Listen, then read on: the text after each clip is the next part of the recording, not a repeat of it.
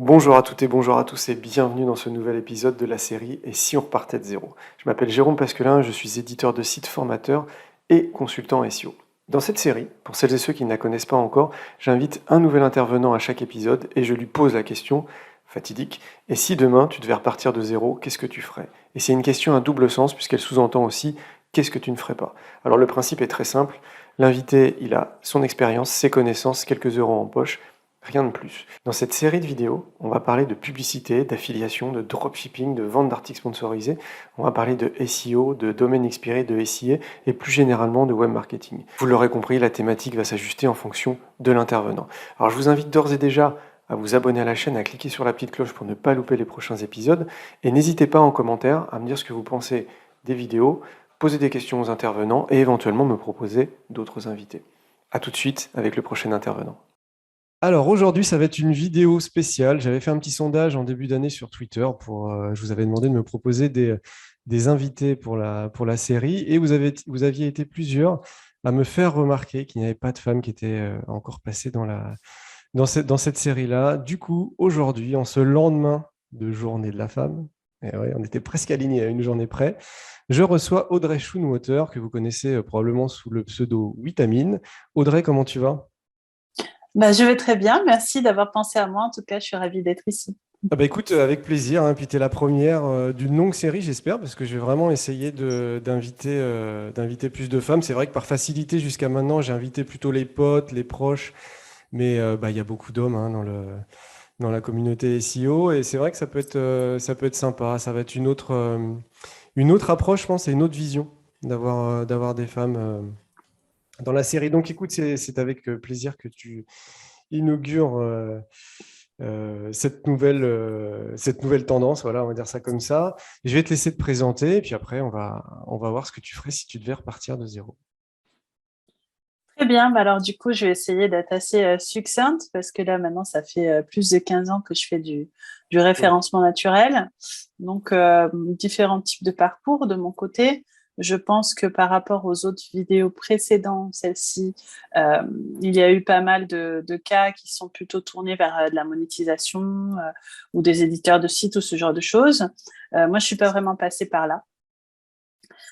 Tu voulais dire quelque chose? Ah non, non, non, pas du tout. Non, non, et c'est justement, enfin, oui, je voulais dire quelque chose. C'est en ça que la vidéo va être particulière aussi. C'est que d'une part, donc voilà, j'invite une femme, mais tu vas avoir une autre approche. Voilà, et ça va changer un petit peu de ce qu'on a vu jusqu'à maintenant, et je suis très content de ça aussi.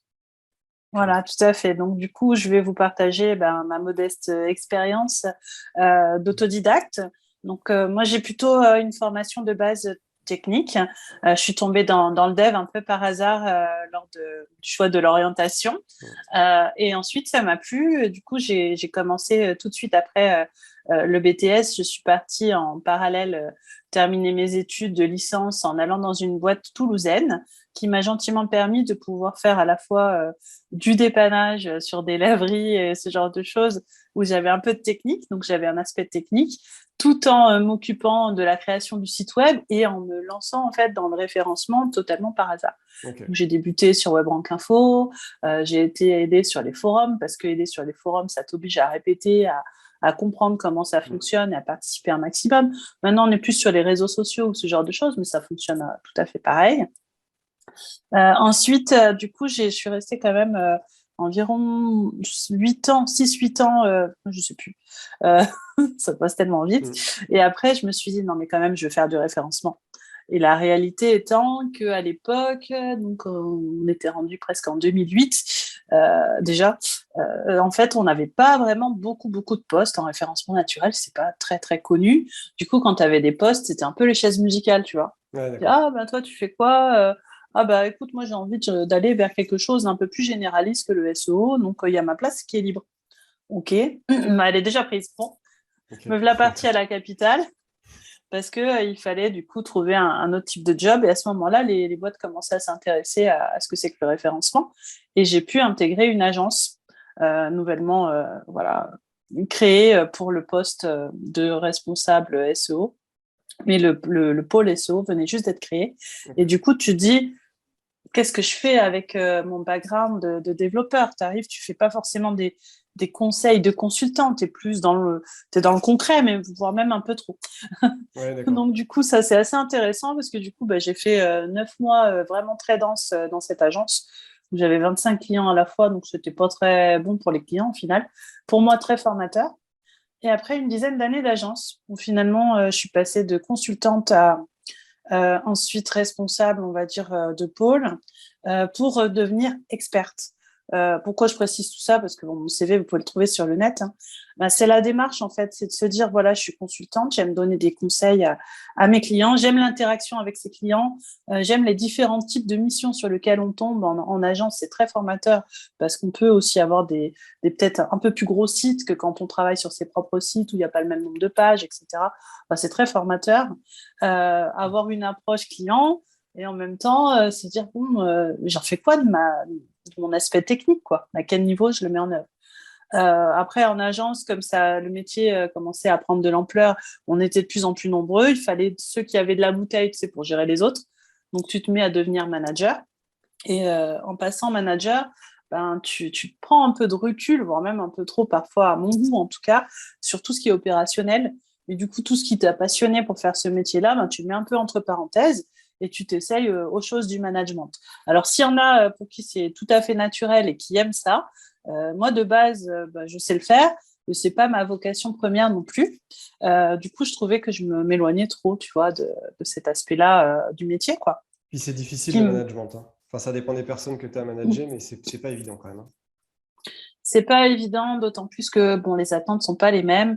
Moi, j'ai eu la chance de pouvoir côtoyer certains SEO maintenant, c'est des tueurs, hein, soyons clairs, à ce moment-là dans l'agence, ce qui m'a permis en fait, quand on avait des points sympas, et j'invite toutes les agences à continuer à faire ça, des points hebdomadaires où Ouais. recoupait nos infos, où on se formait les uns les autres, où on partageait les tips qu'on avait vus chez les clients, des trucs qui arrivent jamais, euh, toujours les petites anecdotes bien Mmh. croustillantes, ou alors pour ceux qui sont plutôt dans la rédac, les perles de la rédaction qu'on pouvait croiser. Ah, ça. C'était assez Ouais. rigolo. Du coup, ça nous permet, voilà, au niveau management, de mieux anticiper tout ça. Et moi, j'avais la chance aussi de tomber sur pas mal de profils juniors que j'ai accompagnés et que j'ai formés sur les débuts du référencement. Du coup, ça nous amène à un truc où je suis passée en fait de faire moi-même le SEO d'un site à manager, mais aussi transmettre. Donc ça, c'est un aspect que moi j'aime bien. Mais du coup, après, on peut se poser la question de, ok, je suis référenceur, mais dans quoi je me spécialise, quoi. Et il a fallu quand même que j'attende presque la fin de ces 10 années-là d'agence pour me rendre compte que finalement le métier avait évolué et qu'il y avait maintenant non plus des référenceurs, mais des rédacteurs, des netlinkers ninja, Ça. des spécialistes au niveau affil, plutôt des éditeurs de sites, etc. Et qu'on faisait vraiment pas tous du tout le même métier. C'est aussi en Mmh. ça que je trouvais intéressant d'intervenir aujourd'hui pour partager un peu autre chose que ce qui a été partagé jusqu'à maintenant sur ta chaîne. Mmh. Euh, Parce que c'est pas négligeable. Et moi-même, j'ai eu la chance, et c'est pas le cas de tout le monde, après, c'est moi qui ai voulu tester, hein, d'avoir trois pans du métier, c'est-à-dire l'aspect consulting, dont on vient de parler. Ouais. Ensuite, je suis partie ce qu'on appelle chez l'annonceur, in-house. Donc, j'ai fait 2 ans directement en tant que référenceur dans la boîte. Et enfin, là, ces derniers temps, pour plus très longtemps, mais j'ai la chance d'être à mon compte. Du coup, je peux voir les différents aspects du métier. Ah, c'est Euh, clair. voilà. Ce qui permet d'osciller, on va dire, entre la fois où tu es vraiment les mains dans le cambouis, en train de faire ton audit, d'aller dans le détail et tout, avec des plus petits comptes, et des fois où tu peux pas parce que les projets sont énormes et tu dois déléguer, et tu as vraiment un responsable pour chaque pan du métier de SEO dans ton équipe et tu dois diriger tout ça. Ouais, c'est Voilà ça. pour mon Et, parcours, en fait. et c'est en ça où c'est super intéressant, c'est que tu as un parcours où tu as vu énormément de choses, quoi. Et je pense que voilà, du coup, tu vas pouvoir nous dire pas mal nous donner pas mal d'infos intéressantes. Et pour rebondir sur ce que tu disais, effectivement, le métier de SEO, c'était un peu, parce que moi, je suis dev à la base. Avant, tu étais webmaster. C'est-à-dire que tu savais tout faire. Tu savais faire du front, du back, tu touchais un peu à tout. Et maintenant, tu n'as plus de webmaster. Parce que les langages ont tellement évolué. Tu as beaucoup de spécialisation. Tu as des développeurs front, des développeurs back. Tu en as qui sont spécialisés que dans un seul langage. Vraiment, c'est des métiers qui ont énormément évolué, hein. Ça, c'est clair. Bon, alors du coup, si demain tu devais repartir de zéro, raconte-nous ce que tu ferais. Alors, je vais peut-être rebondir d'abord sur ce que tu viens de dire parce que finalement, Vas-y. c'est ça qui est intéressant aussi. Mm. Le webmaster, ok, clairement, il y avait des webmasters, tu étais embauché en tant que webmaster. Maintenant, Mm. quand tu vois marqué webmaster, tu pars en courant parce que tu te dis, oula, je vais être l'homme ou la femme à tout faire. C'est ça. Ça va être une Mm. cata. Qu'est-ce que ça englobe? Est-ce qu'ils ont conscience de ce que c'est que le métier ou pas? Et du coup, c'est ça qui est intéressant de garder en tête justement pour ce Mm. qui est webmaster.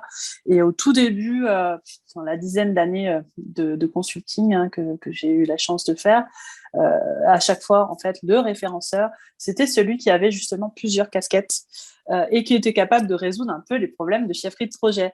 Ah C'est ouais, ça. mais là, au niveau technique, comment on fait sur le site si on a ça? Attends, mais vous avez une équipe IT, non? Demande à...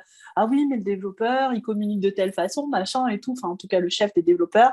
Ok, et alors, ouais, non, mais tu comprends, j'aimerais d'abord avoir un avis, tu vois, avant d'aller le voir. Et au final, des consultants, bon, après, on est consultants, donc c'est un peu normal, mais si Mm. tu veux, ça allait un peu plus loin que le simple métier du référencement.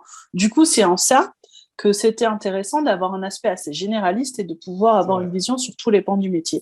Et quand tu n'as pas ce recul-là, tu ne peux pas te permettre de dire bon, ben, moi, je sais, pour ta strat, je vais t'aider parce que j'ai une vision globale. Voilà. Et c'est aussi pour ça qu'on est tous un peu différents et qu'on peut travailler ensemble, même différents types de référenceurs, parce que tu as celui qui va vraiment savoir de quoi il parle jusqu'au bout, tu vois, et Mm. tu as ceux qui vont dire, OK, alors moi, je sais peut-être pas exactement ce dont tu parles, toi, au niveau de ton optimisation, machin chose, sur le temps de chargement, parce que toi, tu as fait ça, etc. Toi, tu sais très bien faire tes cocons, ok, c'est super. Mais moi, d'un point de vue strat, ce que je peux vous dire, c'est que là, on va droit dans le mur parce que le trafic qu'on va avoir, il n'est pas qualifié. Mm. Voilà. Et parce que j'ai des infos de la part du responsable d'acquisition au niveau du référencement payant qui me dit que ça, c'est pas heureux. Voilà, par exemple. C'est la vision On globale. développe aussi C'est ça la synergie. ouais, ouais, c'est ça, la qualité du truc. Ouais. Mm. Et c'est en ça que par rapport à ta question sur qu'est-ce que je ferais, qu'est-ce que je changerais, ben, j'intégrerais, de façon vraiment très, très courte et généraliste, je dirais, j'intégrerais vachement plus tôt dans mon parcours le fait de est-ce que je veux être plutôt experte ou manager, plutôt carriériste, tu vois, et dire monter les échelons pour finalement changer de métier. Euh, ce qu'il y a en fait dans notre métier, après tout le monde ne le fait pas pour les mêmes raisons, mais on dit toujours dans les conférences, etc., quand les référenceurs échangent entre eux, ce qui revient souvent, c'est les qualités qu'il faut pour être référenceur, c'est il faut être curieux, il faut être passionné. Enfin, tout ça, ça se rapproche un peu pour moi de l'expertise, c'est-à-dire tu aimes ce que tu fais, tu vas le découvrir alors pour moi jusqu'au bout des ongles, pour les mecs, ça sera sûrement d'autres termes. Mm. Bref, tu vas jusqu'au bout de ton truc, tu vois, C'est et ça. tu le maîtrises. Et Mm. et quand on en parle, du coup, le truc, c'est de pouvoir se dire, j'ai confiance, quoi. Alors, on Mm. échangeait aussi en off tous les deux sur le fait que, et puis il y a plein de podcasts sur le sujet, des référenceurs qui notamment organisent des événements, qui invitent notamment des femmes, euh, mais pas que, surtout pas que. Il y a Mm. plein de gens qui se sentent pas légitimes en fait dans le fait de faire ce qu'ils font en référencement naturel. D'une part, parce que ça a mis beaucoup de temps à devenir un vrai métier, que tout le monde Ouais. comprend, etc. C'est toujours pas le cas d'ailleurs. C'est souvent très compliqué de vulgariser le référencement naturel. Du coup, c'est vrai que quand tu sais de quoi tu parles, cette forme d'assurance que tu as t'ouvre vraiment des portes. C'est dans tous les métiers pareil, mais là, on en a vraiment besoin parce que derrière, on ne peut pas être toujours très concret en Mm. SEO. Oui, peut-être que Google, un jour, dans 4 mois, enfin, je ne sais pas, quand il aura décidé, ça prendra. OK. Voilà. Donc, on est beaucoup moins précis que d'autres leviers d'acquisition. Du coup, la personne, en fait, qui va monter d'un cran au-dessus, tu vois, qui va dire, bon, ben, moi, je connais le référencement, je monte au-dessus, et comme je maîtrise tous les leviers, ben, on va m'écouter parce que je suis déjà rentable sur ce levier-là. Donc, le référencement payant, ça marche. Le référencement naturel, ben, je sais que c'est quelque chose qui va me coûter beaucoup moins cher et m'apporter, mais j'ai pas de compte à rendre, en fait, à part à Mm. mon N+1, mais je peux décider. Donc, tu peux être amené à vouloir monter ce cran au-dessus parce que tu vois plus de choses, parce que tu aimes la stratégie. Enfin, tu vois, tu n'es pas forcément passionné que par le référencement pur et dur. Et de mon côté, par exemple, les aspects plus techniques.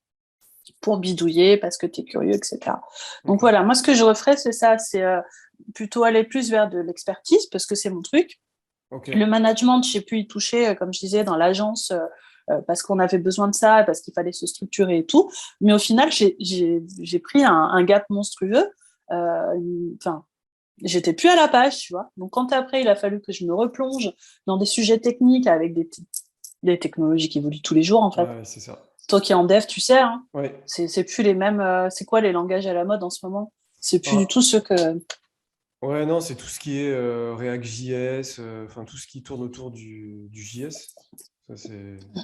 Enfin, moi, je suis plus trop, mais quand tu regardes les annonces ou les demandes d'emploi, ce genre de choses-là, c'est ce qui ressort quand même. Ouais. Voilà, le PHP est toujours autant recherché pour ceux qui étaient dessus et tout, mais il ne trouve plus personne parce que c'est pas à la mode dans les écoles. Il y Voilà. avait quoi? C'était Vanilla JS au début, c'est ça? Je sais plus comment ça s'appelait.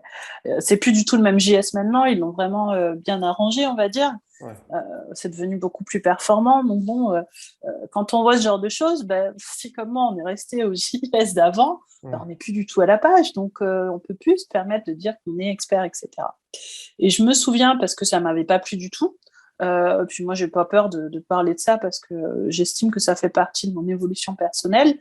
Mais j'avais mangé quelques réflexions quand même dans les dents, comme quoi j'étais quelqu'un de trop généraliste en tant que référenceur. Parce que c'est de là que je viens.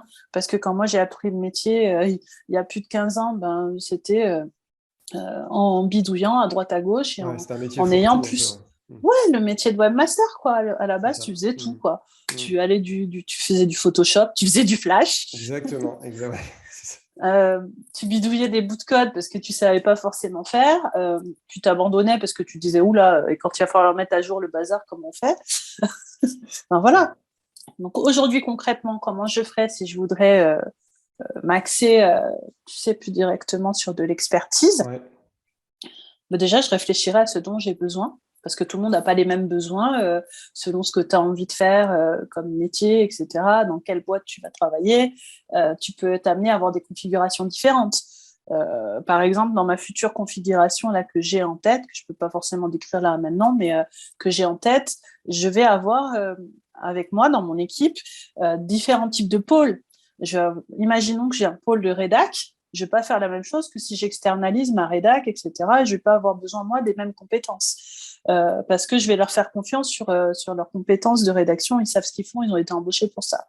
Si j'ai un pôle data, c'est pareil. Si en plus ils intègrent tout ce qui est web analyse, etc., et qu'il y a des responsables là-dedans, bah, je vais me tourner avec eux, je vais travailler avec eux Ouais. et je vais chercher des pistes de synergie pour rendre mon travail facile. Mais je vais tout déléguer, en fait. Mm. Alors que si je suis toute seule dans mon coin, plus, même si c'est plus le cas, plus en mode webmaster, bah, je vais intégrer ce champ-là. Et une fois que tu as intégré et listé toutes ces choses-là, tu mets à côté, en gros, une croix sur ce que tu adores faire. Ensuite, tu fais pareil, mais sur ce que tu sais faire. Donc, sur tout Ouais. ce que tu sais pas faire, mais que tu adores faire, bah, il faut se perfectionner. Donc, tu cherches des formations pour le faire ou même des gens qui savent faire. Si toi, tu sais un truc et que l'autre, il sait autre chose, il y a peut-être moyen Mm. voilà, d'avoir un rapport intelligent là-dessus. Voilà, comment on peut faire dans un premier temps. D'accord. Et alors, du coup, tu t'orienterais vers quoi, toi, par rapport à ce que tu peux faire? Et je pense qu'il y a aussi une chose qui est importante, c'est la demande. C'est voilà, les entreprises ou les prestations, enfin, la demande, c'est ça. Au-delà du Oui. fait, j'aime bien faire, j'ai des compétences ou des affinités avec ça, il y a aussi la demande qui rentre en jeu. Et du coup, toi, tu ferais quoi là? Tu t'orienterais vers quoi? Mais là, comme je le disais tout à l'heure, je vais plutôt m'axer vers le type de poste que je recherche. Ouais. Là, la technique, c'est quand même encore quelque chose d'assez assez rare à trouver. Du coup, je me dis que pour vraiment savoir de quoi je parle, il y a quand même des sujets que je dois approfondir, ou tout du moins que je savais avant, que je pourrais Ouais. ressavoir. C'est comme le vélo, ça s'oublie pas. Sauf que, comme on l'a dit tout à l'heure, les technologies, elles évoluent tellement vite, bah, je suis plus à la page. Donc, je ferai quelques types de formations. Mais néanmoins, même si j'ai un pôle data, vu que c'est la case que j'ai cochée, comme quoi j'aime bien la data, Ok. j'irai à la fois vers le dev et la data. Je m'explique. Par exemple, j'irai refaire, suivre, recompléter les très bonnes formations d'attaquants. Vous pouvez commencer avec un compte gratuit, je crois. Et si ça vous plaît et si vous arrivez jusqu'au bout, ben voilà, vous prenez un abonnement et puis vous avez des réducs qui tombent très régulièrement. Sinon, comme on en discutait aussi en off, c'est super important, si vous n'avez pas un projet derrière, c'est mort. Vous allez apprendre le truc et après vite le ranger et hop, puis vous en servir. C'est vraiment trop dommage. Pourquoi je vous dis ça? Parce que quand j'étais chez l'annonceur, j'ai demandé de faire une formation data parce que je me doutais que j'aurais des données de tous les côtés. Je crois même que j'avais AT Internet à ce moment-là. J'avais une manne d'infos, de data, un truc de fou. Alors, je te Du coupe coup, voilà. juste 2 secondes. Tu parles de data depuis tout à l'heure. Est-ce que tu pourrais expliquer un petit peu Ah bah là, du ce que coup, ça AT englobe? Internet, Voilà. c'est les web analytics, donc tout ce qui va être trafic, conversion, etc. J'avais plein d'infos qui arrivaient. Je savais pas comment gérer ça. Enfin, je savais comment gérer, mais il y en avait de tous les côtés. Il fallait automatiser un petit peu plus, et je voulais le partager avec les autres personnes avec qui je bossais. Par exemple, celle qui s'occupait de l'affiliation et du référencement payant. Il fallait qu'on mutualise tout ça. Du coup, l'idée, c'était d'agréger cette masse d'infos et de la ranger intelligemment, d'automatiser. Ouais, de créer des Euh, dashboards qui soient personnalisés en fonction des besoins, que ce soit le marketing, que ce soit la partie technique, la partie SEA, SEO. voilà, tout à fait. Et D'accord. là, il y avait un aspect encore plus entre guillemets pénible, c'est-à-dire qu'on faisait appel à une agence qui récupérait un certain nombre de conversions avec leur technologie qui était propre. Et si je maîtrisais pas déjà tous les autres temps, je pouvais pas Ouais, me d'accord. focaliser sur D'accord. comment je fais le reverse engineering de comment fonctionne leur truc Ok. pour les challenger. Sinon, tu ne challenges pas, tu fais confiance à ce tiers et si ta donnée est fausse, ton analyse est fausse, si ta stratégie est fausse. Du Ouais, coup, clairement. c'est jusqu'où je vais, moi, dans mes compétences, dans ma formation personnelle, pour pouvoir challenger ce partenaire avec qui je travaille. Alors, bien entendu, quand on peut pas, on peut faire différentes façons. On peut aller voir les collègues et dire, t'as bossé avec, qu'est-ce que t'en penses? Bon, mais tu maîtrises pas, tu te sens plus en danger. Donc, du coup, quand tu es un expert, tu es censé aller plus loin et challenger vraiment plus concrètement les choses. Donc, pour faire ces dashboards-là, bon, tu as plein de façons de faire. Je parlais de data camp tout à l'heure. Tu as des formations sur la data, comme il y avait une époque avec que ce soit les frères Perronnet qui font de très bonnes formations sur la data, avec plusieurs façons de faire de la programmation, je dirais, du R, ou pour les puristes, plutôt du Python. Bon, ben voilà, on a vu moi, j'ai fait la formation en R notamment, et où je me suis rendu compte que c'était tout à fait possible, en suivant un tuto, de faire des choses automatisées et d'améliorer mon travail. Mais ma très grande faute, bah, ça a été tu sais, tu as toujours une excuse. Ah, j'avais pas le temps, j'étais dans les projets. Ouais, mais en vrai, si tu veux vraiment que ça marche, tu prends le temps et tu mets en place ces dashboards avec ce que tu viens d'apprendre dès que tu Hmm. l'apprends. Parce que sinon, après, tu te replonges dedans un an après et c'est Hmm. plus pareil, tu n'as plus la même énergie. Enfin, voilà. Donc là, le gros conseil, c'est de mettre en pratique, quoi. Mettre en pratique C'est ça. ce qu'on apprend. Sinon, bon, de toute façon, c'est la base hein, dans toutes les formations. Si c'est que de la théorie, au bout d'un moment, voilà. C'est bien pour sa culture personnelle, mais ça sert qu'à ça, quoi. Et puis on oublie et on rencontre pas les problématiques terrain. Tout simplement, quand on met les mains dedans, il y a des problématiques qui sont pas forcément abordées dans les formations parce que c'est du concret, quoi. C'est ça. Donc, Du ok. coup, sur les réseaux où on partage, on s'était plus ou moins regroupés entre pseudo-experts, je dirais, du référencement, et on est tous à des niveaux différents. Donc, il y en a un qui va avoir testé la formation Python sur Datacamp, et qui va dire, OK, vas-y, elle est trop bien, je te la partage. Il y en a un autre qui va dire, ah, moi, j'ai suivi tel cours sur Udemy, c'était bien. Donc voilà, toutes ces personnes-là vont partager. Tu as t'as de manne d'infos sur Internet. C'est ça. Tu peux suivre des webinars. En plus, avec la crise sanitaire, on a eu une profusion de données vidéo. On n'a pas le temps de tout regarder. Lesquelles sont vraiment efficaces? Ben, c'est Mm. celles qui vous parlent, hein, tout simplement. Et surtout, celles où vous allez faire quelque chose derrière immédiatement. Vous pouvez, alors moi, je me suis fait un espèce de répertoire où j'enregistre tout par intitulé quand ils sont clairs, hein, de vidéos, si jamais j'en ai besoin. Mais au final, celle qui fonctionne le mieux, c'est celle que vous appliquez. Ok, je me suis fait pirater mon site WordPress. Je n'ai jamais vraiment trop débugué le truc ou j'ai jamais vraiment été au fond. Mais Mm. finalement, il se passe quoi derrière? Je vais aller faire vraiment l'analyse de ce que c'est plutôt que d'installer des solutions qu'un tel et un tel savent me disent d'installer. Mm. Qu'est-ce qui m'est arrivé et pourquoi? Mais là, au moment où tu grattes, tu te rends compte que tu as besoin de te former sur des choses de PHP que tu sais plus, tu te reformes dessus. C'est concret, quoi. Tu vas corriger quelque chose, tu as ton projet, c'est je veux plus me faire pirater mes sites, enfin, tu vois, ce genre de choses. D'accord. Ok. Donc pour résumer, en fait, toi, tu te spécialiserais. Voilà, tu ferais éventuellement des formations et une mise en pratique tout de suite, que ce soit directement dans un cadre professionnel ou dans un cadre plutôt projet perso, projet secondaire. Mais en tout cas, le conseil important, c'est de mettre en pratique. C'est ça, Voilà, ne d'accord. plus attendre si tard pour se rendre compte que c'est vraiment important de mettre en pratique et surtout ne plus trouver d'excuses. Et de toute façon, ça, c'est une erreur classique. Moi, j'ai fait de la formation pendant, je sais plus, 2, 3 ans, je crois, 2, 3 ou 4 ans en IUT, en école de commerce. Et forcément, t'as des fois, tu fais une formation en classe en début d'année, tu revois les élèves en fin d'année. Il y en a, c'est comme si tu les avais pas vus pour le premier module. C'est comme s'ils n'avaient jamais fait le module, quoi. Ils n'ont pas mis en pratique. Ils savent plus rien. Voilà, c'est parti Oui, tout à dans fait. les oubliettes. Ouais, ouais, c'est clair. Un enseignement, c'est quelque chose aussi d'assez C'est un classique. particulier que je découvre là sur le tard. Et tu vois, oui, tout à fait, ce type de comportement, les personnes qui sont intéressées, les autres qui se disent, ah ouais, mais j'ai d'autres choses à apprendre, je peux pas tout apprendre d'un coup, ou ça Ben m'intéresse pas oui. encore pour Ouais, l'instant. ouais. Ils arrivent en mode affolé avant l'évaluation.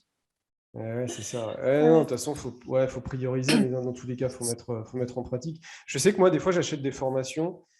Typiquement, j'avais suivi une formation, je sais plus, je crois que c'était sur le dropshipping. C'était vraiment pour ma culture personnelle, hein. Je savais très bien que j'allais jamais mettre en place, mais comme tout le monde en parlait, je voulais savoir un petit peu plus concrètement comment ça fonctionnait de l'intérieur, quoi. Mais bon, ça, c'est notre approche. Voilà, c'était, je vais presque dire pour le plaisir. Mais globalement, il faut mettre en pratique, ça c'est sûr et certain. Bon, bah écoute, c'est super, hein, je crois qu'on a fait un bon petit tour. Alors, si vous avez des questions ou des remarques, ou si vous voulez faire des commentaires, ou bien si vous avez des invités à me conseiller, bah, vous mettez en commentaire, on vous répondra avec plaisir. Je vous invite à vous abonner à la chaîne, à partager, à cliquer sur la cloche et tout le tatouin, puis à dire à tout le monde qu'il y a enfin une femme qui est passée sur la chaîne. Quand même, c'est ça. C'est Et il y en ça. aura plein d'autres, je suis sûre. Ouais, ouais, il y en a. En tout cas, j'ai fait une liste là par rapport à ce qu'on m'avait dit en début d'année. J'ai une cinquantaine de personnes. Et sur la cinquantaine de personnes, il y a 1, 2, 3, 4, 5, 6, 7. Tu vois, il y a une dizaine de femmes. Voilà. Donc alors après, on verra. On verra si elles veulent venir aussi, parce qu'il y a des gens que j'ai contactés qui ne veulent pas venir. Mais en tout cas, voilà, j'ai au moins une dizaine de femmes que je vais pouvoir inviter. Enfin, cette année ou dans les prochains mois, parce que je ne suis pas sûr de pouvoir faire les 10 cette année, mais en tout cas, j'ai du stock. Voilà. Bon, bah C'est ça écoute, qui est bien. On aura ouais, ouais, plusieurs expériences différentes ou ouais. que chacun se sente libre de partager sa propre expérience parce qu'on n'a pas tous la même, quoi. C'est ça. Et puis vraiment, fondamentalement, c'est aussi intéressant de mettre en valeur aussi les femmes qui veulent voilà, venir faire une vidéo YouTube. Mais c'est vrai que, voilà, on les voit pas, on vous voit pas forcément autant que les hommes. Et voilà, c'est une problématique qui est là. Voilà, donc c'est intéressant voilà, de mettre ça un petit peu en lumière et de corriger un peu le tir. Bon, bah, écoute, C'est cool. je vais te souhaiter une bonne journée. Merci pour la vidéo et puis bah, on se dit à bientôt. Merci à tous d'avoir regardé en tout cas et au plaisir de se retrouver en vrai. Ça marche. Allez, ciao, à bientôt.